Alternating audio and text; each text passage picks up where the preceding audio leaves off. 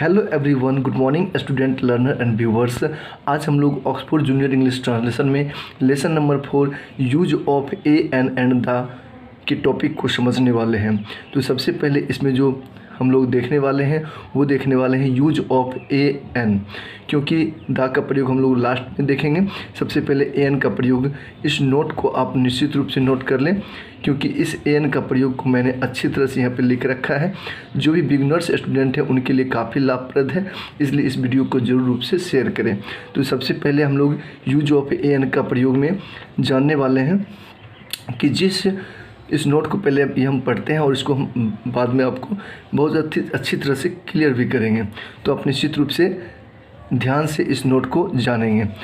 तो जिस singular countable noun का उच्चारण स्वर ध्वनि से शुरू हो तो उस नाउन के पहले एन का प्रयोग किया जाता है, लेकिन जिस कंटेबल नाउन का उच्चारण व्यंजन ध्वनि से शुरू हो तो उसके पहले ए का प्रयोग किया जाता है। तो सबसे पहले हम लोग इसमें समझने वाले हैं countable noun, singular countable noun, ये एक शब्द है। स्वर ध्वनि ये भी एक शब्द है, और व्यंजन ध्वनि, इस 3 पॉइंट के बारे में हम जान लें तो इस नोट को अच्छी तरह से समझ लेंगे। तो सिंगुलर कंटेबल नाउन कहने का मतलब हो गया कि गणनीय संज्ञा जो एक वचन में हो। गणनीय संज्ञा जैसे कि कलम हो गया, ये एक गणनीय संज्ञा है। कुर्सी हो गया ना, लड़का हो गया, लड़की हो गया, जिसको हम लोग गिन सकते हैं, ठीक है, उसे हम लोग सिंगुलर, और वो एक वचन में हो, सिंगुलर कंटेबल नाउन, उसके पहले हम लोग एन का प्रयोग करेंगे। जैसे कि किताबें हैं तो वो एक प्लूरल में हो गया, सिंगुलर में नहीं हुआ, बहुवचन हो गया, इसलिए वहाँ पर हम एन का प्रयोग नहीं करेंगे। तो सबसे पहले सिंगुलर कंटेबल नाउन को हमने समझ लिया। अब हम लोग समझते हैं कि स्वर ध्वनि से शुरू हो, यानी कि सिंगुलर कंटेबल नाउन हो और स्वर ध्वनि से शुरू हो, उसका उच्चारण का पहला अक्षर, तो हम उसमें एन का प्रयोग करेंगे। और यदि व्यंजन ध्वनि से शुरू हो तो उसमें हम लोग ए का प्रयोग करेंगे। स्वर ध्वनि क्या होता है? तो स्वर ध्वनि अ से लेकर के औ तक हिंदी वर्णमाला में होता है, जिसकी संख्या 11 होती है। अगर आता है शुरू में, जैसे कि हम लोग बोलते हैं एलिफेंट, या फिर यहाँ पे देख सकते हैं जैसे कि हम बोलते हैं ऑक्स, तो ऑक्स का उच्चारण ओ से शुरू होता है ना, ऑक्स, यानी कि इसमें आपको एन का प्रयोग करना है। आर्टिस्ट आ से शुरू होता है तो एन का प्रयोग करना है। ओ से लेकर के औ तक आता है तो उसमें आप एन का प्रयोग करेंगे। जैसे आप एग्जाम्पल में इसको नोट कर सकते हैं, एन का प्रयोग करना है, ठीक है। तो यदि अगर सिंगुलर कंटेबल नाउन का उच्चारण व्यंजन ध्वनि से शुरू होता है, व्यंजन ध्वनि कहने का मतलब क से लेकर के ज्यों तक से शुरू होता है, तो उसमें आप लोग ए का प्रयोग करेंगे। बिल्कुल सिंपल है, इस बात को आप निश्चित रूप से ऐड कर लें अपने कॉपी में, और इसे आप माइंड में भी ऐड कर लें। सब दिन के लिए आपको चलने वाला है, क्योंकि ये बेहतरीन है, ये कॉम्पिटिटिव एग्ज़ाम में भी पूछा जाता है। ए एन का प्रयोग, स्टूडेंट के पहले आप ए का प्रयोग करेंगे, ठीक। तो इस प्रकार से आप देख सकते हैं, क्योंकि स्टूडेंट एस से शुरू होता है, 100 से शुरू होता है, ठीक। यहाँ पे थिप लिखा हुआ है, थिप यानी कि थॉ से शुरू होता है, तो यहाँ पे आप ए का प्रयोग करेंगे। ये एक सिंगुलर कंटेबल नाउन है। राम के पहले किसका प्रयोग करेंगे?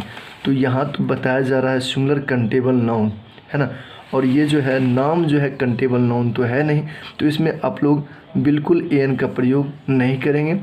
ऑयल एक गण्य संज्ञा है ही नहीं, तो इसमें भी हम ए एन का प्रयोग नहीं करेंगे। ये एक अगण्य संज्ञा है, इसको हम लोग गिन नहीं सकते हैं। वाटर के पहले भी एन का प्रयोग नहीं होगा, क्योंकि ये अगण्य संज्ञा है। तो इस प्रकार से हमने ए एन के प्रयोग को अच्छी तरह से समझा। यहाँ से आप बिल्कुल नोट कर सकते हैं एन का प्रयोग, स्क्रीनशॉट लेकर बिल्कुल आप नोट कर सकते हैं, और ये जो भी बिगनर्स स्टूडेंट हैं उनके लिए आप शेयर ज़रूर करें। चलिए हम लोग आगे एक्सरसाइज 23 को इसी वीडियो में देखने वाले हैं। तो देख सकते हैं एक्सरसाइज नंबर 23 है, और इसको हम लोग इसमें ए एन का प्रयोग करने वाले हैं।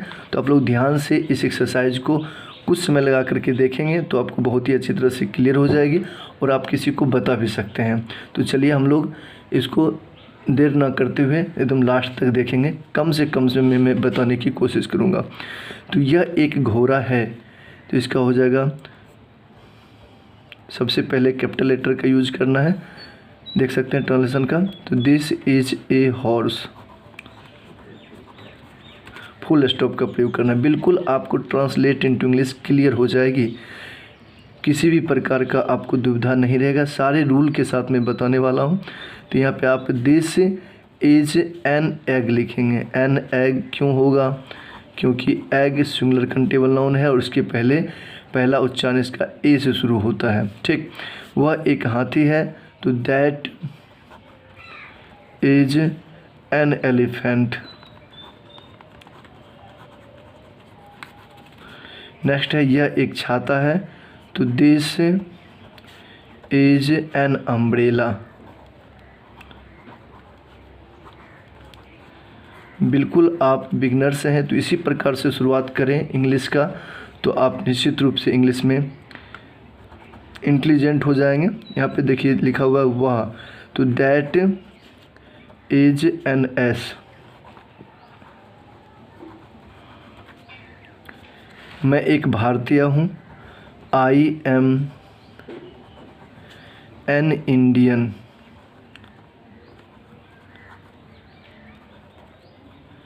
इंडियन। तुम एक अंग्रेज हो। तो अगर आपको इसमें से कोई गलत भी लग रहा हो, अगर आप को जानते हैं तो आप निश्चित रूप से कमेंट करेंगे, मैं जो नेक्स्ट वीडियो में दूर करने का प्रयास करूंगा।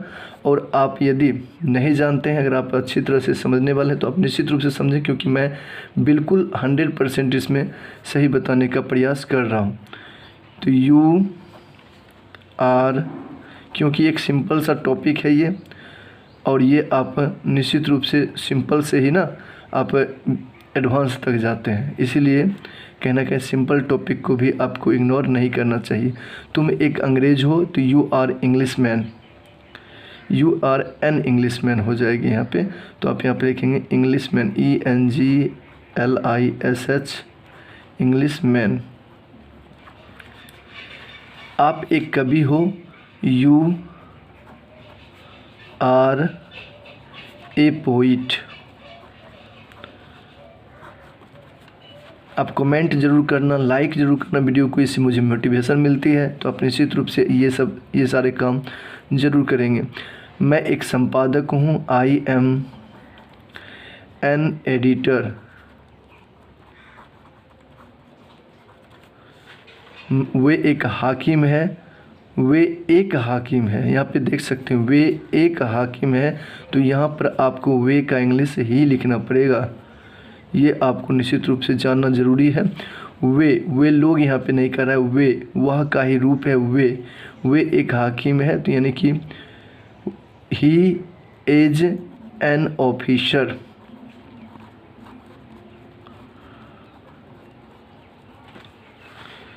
यह एक नारंगी है, दिस इज एन ऑरेंज।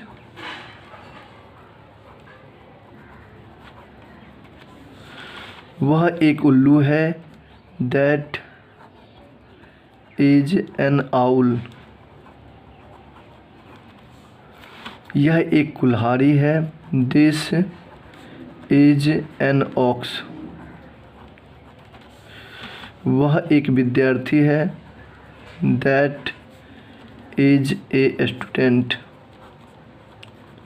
अगर आप इंग्लिश जानना चाहते हैं तो निश्चित रूप से इस चैनल को फॉलो ज़रूर करें, क्योंकि इस चैनल के माध्यम से आपको बिल्कुल अच्छी तरह से एकदम शुरुआत से इंग्लिश सिखाया जाता है, एकदम नियम से।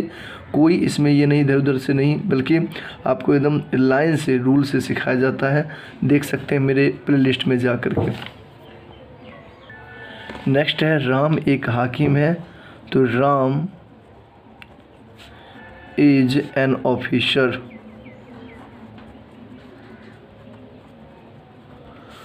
यह पानी है, दिस इज वाटर। नेक्स्ट है वह आटा है, तो दैट इज फ्लोर। यह चाय है, तो इसमें एन का प्रयोग नहीं करना है। क्यों नहीं करना है? क्योंकि ये सारे अनकंटेबल नाउन है, सिंगुलर कंटेबल तो है नहीं। यह चाय है, दिस इज टी। वह चीनी है, तो दैट इज शुगर। यह तेल है, दिस इज ऑयल। यह चींटी है, तो दिस इज एन एंट। यहाँ पर आपको एन का प्रयोग करना है। अभ्यास से ही आप परफेक्ट बनेंगे, प्रैक्टिस से ही परफेक्ट बनेंगे। तो कहीं ना कहीं आपको अभ्यास करना बहुत ही ज़रूरी है। आप अगर छोड़ देंगे, नहीं प्रैक्टिस करेंगे, तो आपको ये इंग्लिश भाषा नहीं आ पाएगी।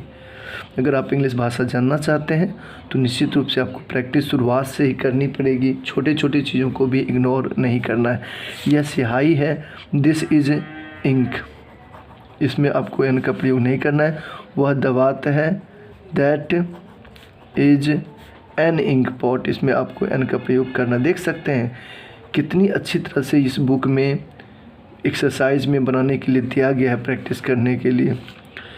यह राम है, दिस इज राम। यहाँ पे आपको एन का प्रयोग नहीं करना है।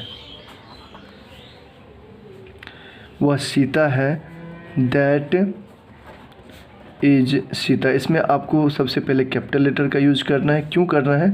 क्योंकि नाम है, ठीक है। और इसमें एन का प्रयोग तो होगा नहीं। क्यों नहीं होगा? तो आपको पता ही होगा।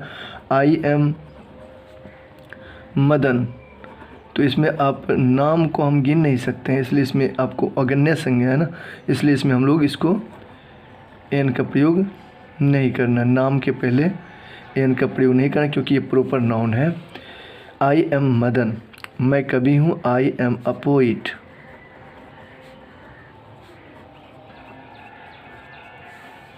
तुम रवि हो, यू आर। यहाँ पे आर का प्रयोग करना है, यू आर रवि हो जाएगी, लेकिन ए का प्रयोग नहीं करना है। बहुत ही अच्छा ये चैप्टर है, आप लोगों ने देखा समझा।